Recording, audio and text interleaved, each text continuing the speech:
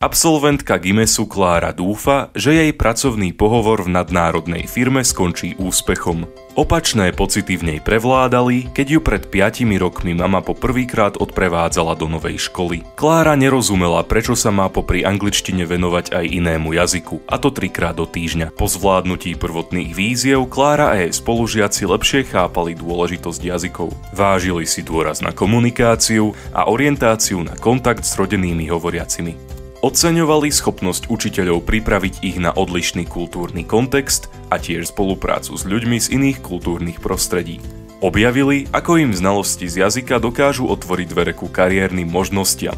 Rok po roku sa ich jazyková úroveň zvyšovala.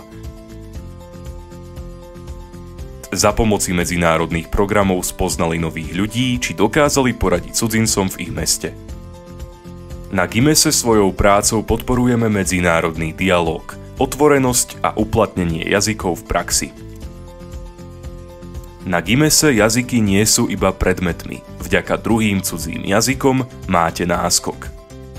V rozmanitosti jeho stvorení sa Božia jednota láme na žiaru rozličných lúčov.